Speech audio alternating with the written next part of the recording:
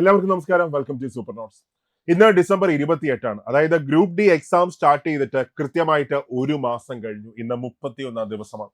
നമുക്കൊന്ന് അനലൈസ് ചെയ്താലോ, കഴിഞ്ഞ ഒരു മാസം എങ്ങനെ ഉണ്ടായിരുന്നു പരീക്ഷ?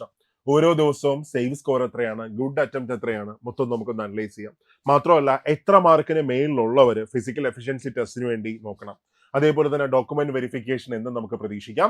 അതെല്ലാം നമുക്ക് ഈ ഒരു സെഷനിൽ അനലൈസ് ചെയ്യാം. അതിന് മുമ്പായിട്ട് ഇത് നിങ്ങളിപ്പോൾ കാണുന്നത് സൂപ്പർ നോട്ട്സിന്റെ SSC RRB ചാനലാണ്. അതായത് സൂപ്പർ നോട്ട്സിന്റെ PSC ചാനലല്ല. അപ്പൊ അതുകൊണ്ട് തന്നെ ആരെങ്കിലും സബ്സ്ക്രൈബ് ചെയ്യാത്തവരുണ്ടെങ്കിൽ ഒന്ന് സബ്സ്ക്രൈബ് ചെയ്തേക്കാം. അപ്പോൾ നിങ്ങൾക്ക് കിട്ടുന്ന ബെനിഫിറ്റ് എന്ന് പറഞ്ഞാൽ ഇതേപോലെ ഏതൊരു നോട്ടിഫിക്കേഷൻ ആയാലും നിങ്ങൾക്ക് ആദ്യം അറിയാം.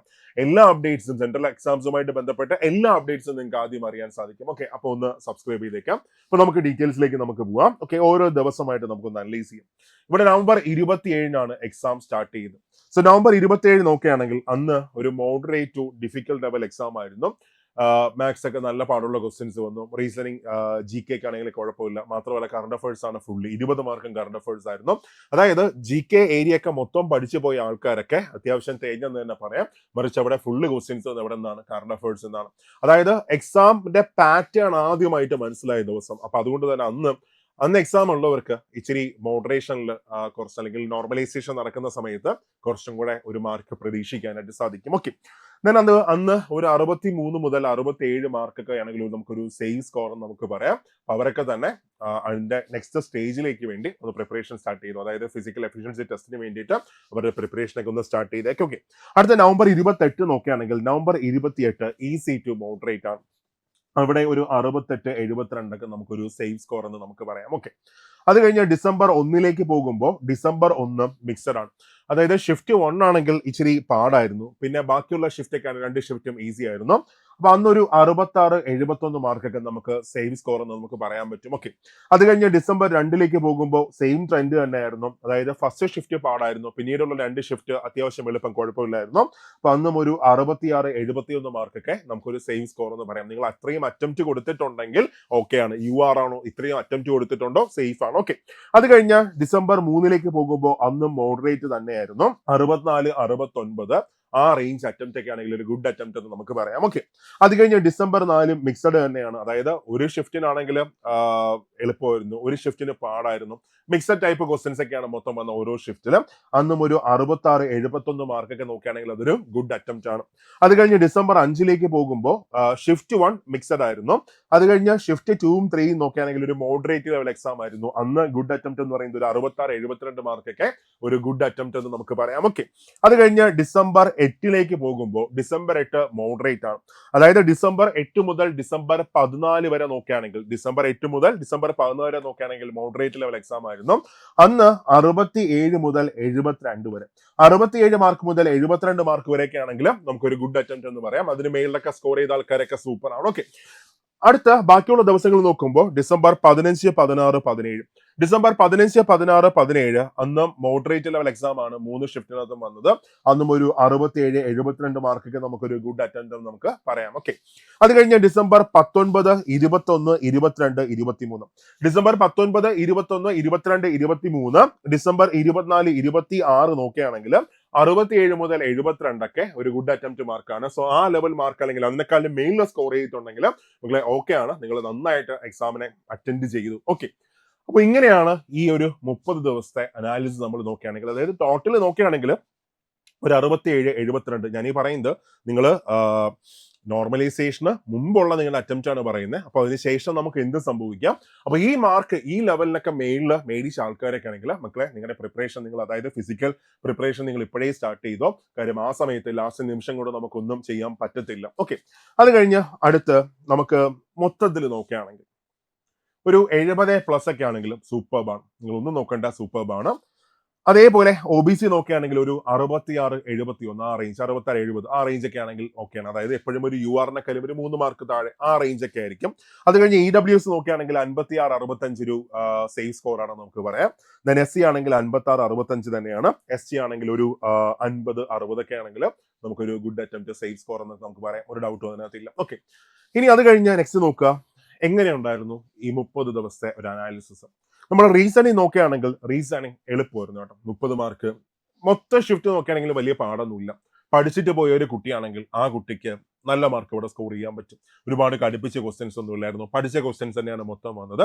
ഇനി മാത്സിലേക്ക് പോകുമ്പോൾ മാത്സ് നല്ല ക്വസ്റ്റ്യൻസ് ഉണ്ടായിരുന്നു, ടഫ് ആയിട്ടുള്ള ക്വസ്റ്റ്യൻസ് ഉണ്ടായിരുന്നു, NTPC റേഞ്ചുള്ള ക്വസ്റ്റ്യൻസ് ഉണ്ടായിരുന്നു. ഭയങ്കര ഈസി എന്നും പറയാൻ പറ്റത്തില്ല, ഭയങ്കര പാടൊന്നും പറയാൻ പറ്റത്തില്ല, ആ ലെവലിലായിരുന്നു ക്വസ്റ്റ്യൻസ് മൊത്തം വന്നത്.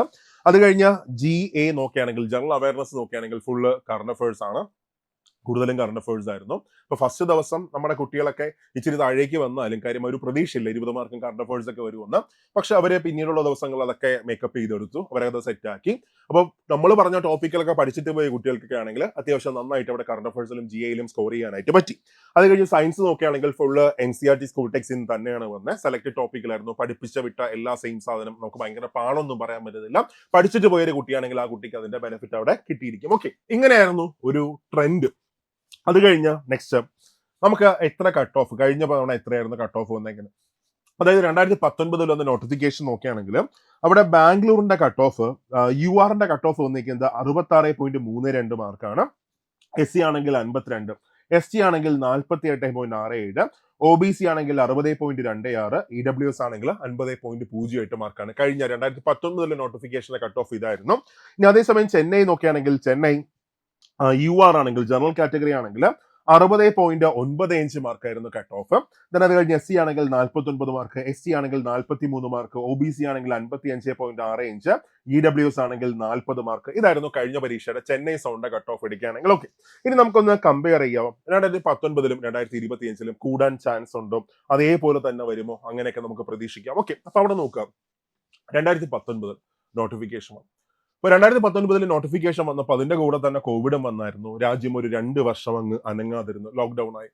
അപ്പൊ ആ സമയത്ത് തന്നെ ഒരുപാട് അൺസർട്ടനിറ്റീസ് ഉണ്ട്. കാര്യം എക്സാം നടക്കുമോ നടക്കത്തില്ലേ, പഠിക്കണോ, അങ്ങനെയൊക്കെ പറഞ്ഞ് ഒരുപാട് ബുദ്ധിമുട്ടുണ്ടായിരുന്നു. അപ്പൊ അതുകൊണ്ട് തന്നെ ആ സമയത്ത് കട്ട് ഓഫ് താഴെയാണ് നിന്നത്. മാത്രമല്ല ഈ ഗ്രൂപ്പ് ഡിയുടെ കട്ട് ഓഫ് ഒരിക്കലും ഭയങ്കര ഹൈ ആവത്തില്ല, കാരണം ഇതൊരു ഫിസിക്കൽ എഫിഷ്യൻസി വേണ്ട ഒരു പരീക്ഷയാണ്, ഫിസിക്കൽ ടെസ്റ്റ് ഉള്ള പരീക്ഷയാണ്, ലെവൽ 1 പോസ്റ്റ് ആണ്. അപ്പൊ അതുകൊണ്ട് തന്നെ എല്ലാവർക്കും ഫിസിക്കൽ എഫിഷ്യൻസി ഉള്ളത് കൊണ്ട് തന്നെ ക്ലിയർ ചെയ്യാൻ പറ്റണമെന്ന് നിർബന്ധമില്ല.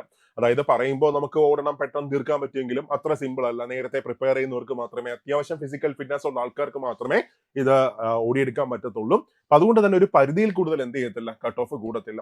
ഇനി 2025 നോക്കുമ്പോൾ അവിടെയും സമാനമായ ഒരു സാഹചര്യമുണ്ട്. അതായത് ജനുവരിയിലെ നോട്ടിഫിക്കേഷൻ വന്നു, 2025 ജനുവരിയിൽ നോട്ടിഫിക്കേഷൻ വന്നു. അപ്പൊ തന്നെ ഒരു കേസ് വന്നു, കേസിന്റെ ഭാഗമായിട്ട് ഒരു 4-5 തവണ എക്സാം അങ്ങ് നീട്ടിയായിരുന്നു. അതായത് കൃത്യമായിട്ട് പറഞ്ഞാൽ എക്സാം 2 തവണ നീട്ടി, പക്ഷെ ഈ കേസ് ഒരു 13-14 തവണ കേസ് അങ്ങ് നീട്ടി. ഒരുപാട് അനിശ്ചിതത്വം അവിടെ ഉണ്ടായിരുന്നു. അപ്പൊ അതുകൊണ്ട് തന്നെ എനിക്ക് തോന്നുന്നു നല്ലോണം ഒരു പ്രിപ്പറേഷൻ ഒക്കെ നടന്നത് ലാസ്റ്റ് നിമിഷങ്ങളിലാണ് നല്ലോണം ഒരു പ്രിപ്പറേഷൻ ഒക്കെ നടന്നത്. പക്ഷെ അവിടെ ഒരു പ്രശ്നമുണ്ട്. NTPCക്ക് വേണ്ടി നന്നായിട്ട് പ്രിപ്പയർ ചെയ്ത ആൾക്കാരൊക്കെ അവർക്കൊക്കെ ഏതും കിട്ടിക്കാണും, ഈ ഗ്രൂപ്പ് ഡി ഒക്കെ നല്ല സ്കോർ അവിടെ നേടിയെടുക്കാൻ പറ്റും. ഓക്കെ, അപ്പൊ അവരൊക്കെ ഈ പരീക്ഷ അടിച്ചെടുക്കും, അങ്ങനെ തന്നെ പറയാം. അവർക്ക് ഇനി എന്ത് മാത്രം നോക്കിയാൽ മതി, ഫിസിക്കല് മാത്രം നോക്കിയാൽ മതി. ഓക്കെ, ഏതാണ്ട് ഞാൻ നേരത്തെ പറഞ്ഞ പോലെ ഒരു 70 ആ റേഞ്ചൊക്കെ, അതായത് 67-72 ആ റേഞ്ചൊക്കെ നമുക്കൊരു കട്ട് ഓഫ് നമുക്ക് പ്രതീക്ഷിക്കാം. ഒരു 67+ ഒക്കെ നമുക്കൊരു കട്ട് ഓഫ് നമുക്ക് പ്രതീക്ഷിക്കാം. ഞാൻ ഈ പറയുന്നത് ഈ നോർമലൈസേഷന് മുമ്പുള്ള മാർക്കാണ്. അപ്പൊ അതിനുശേഷം മൊത്തം അനലൈസ് ചെയ്താലേ നമുക്ക് അറിയാനായിട്ട് സാധിക്കത്തുള്ളൂ. ഓക്കെ, ഇനി ഞാൻ ഈ പറഞ്ഞ മാർക്ക് നിങ്ങൾക്ക് ഉണ്ടെങ്കിൽ മക്കളെ ഫിസിക്കൽ ഇപ്പോഴേ സ്റ്റാർട്ട് ചെയ്തോ, ഓടിയെടുക്കണം. ഓക്കെ, ഓടി നമുക്ക് എടുക്കണം. ഓക്കെ, നമുക്കൊരു ഡോക്യുമെന്റ് വെരിഫിക്കേഷൻ ഒക്കെ എക്സാം കഴിഞ്ഞാൽ വളരെ പെട്ടെന്ന് തന്നെ നമുക്ക് പ്രതീക്ഷിക്കാം, ഒരുപാട് നീണ്ടു പോകത്തില്ല. കാര്യം റെയിൽവേ ഇപ്പോൾ എല്ലാ വർഷവും എക്സാം കണ്ടക്ട് ചെയ്യുന്നതുകൊണ്ട് തന്നെ പ്രോസസ് ഒക്കെ വളരെ സ്പീഡായിട്ട് നടക്കും. ഓക്കെ, ഇനി ബാക്കി നമ്മൾ സൂപ്പർ നോട്ട്സ് ഒരു ഇപ്പൊ വന്നേക്കുന്ന NTPC നോട്ടിഫിക്കേഷന് വേണ്ടി, ഇപ്പൊ വരാൻ പോകുന്ന ഗ്രൂപ്പ് ഡി നോട്ടിഫിക്കേഷന് വേണ്ടി 2 പുതിയ ബാച്ച് നമ്മളിപ്പോൾ സ്റ്റാർട്ട് ചെയ്തിട്ടുണ്ട്. അടിപൊളി ക്ലാസ്സസ് ആയിരിക്കും, സെറ്റ് ക്ലാസ്സസ് ആയിരിക്കും. ഇപ്പൊ ജോയിൻ ചെയ്യാൻ ആഗ്രഹിക്കുന്നവരൊക്കെ എത്രയും പെട്ടെന്ന് തന്നെ ജോയിൻ ചെയ്തോടാം. ഇപ്പൊ ജോയിൻ ചെയ്യാനായിട്ട് ഈ നമ്പറിൽ കോൺടാക്ട് ചെയ്തോ, 8281223366, അല്ലെങ്കിൽ താഴെ ഒരു ഗൂഗിൾ ഫോം ഇട്ടേക്കാം. ആ ഗൂഗിൾ ഫോം നിങ്ങളൊന്ന് ഫില്ല് ചെയ്തോ. ഓക്കെ അല്ലേ? പിന്നെ നമ്മുടെ ഗ്രൂപ്പ് ഡിയുടെ ഒരു ടെസ്റ്റ് പാക്ക് നമ്മൾ ആഡ് ചെയ്തിട്ടുണ്ട്.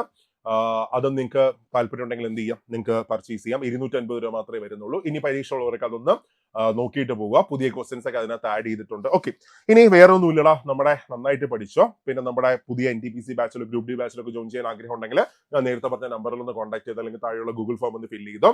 സോ ഫിസിക്കലൊക്കെ നേരത്തെ തന്നെ സ്റ്റാർട്ട് ചെയ്തോ, അവസാന നിമിഷം നമുക്ക് ഓടിയെടുക്കാൻ പറ്റത്തില്ല. അപ്പോൾ നന്നായിട്ട് വർക്ക് ചെയ്തോ. മറ്റൊരു സെഷനിൽ കാണാം. ചാനൽ സബ്സ്ക്രൈബ് ചെയ്യാൻ മറക്കണ്ട. ഇത് സൂപ്പർ നോട്ട്സിന്റെ SSC RRB ചാനലാണ് കേട്ടോ. Thank you all.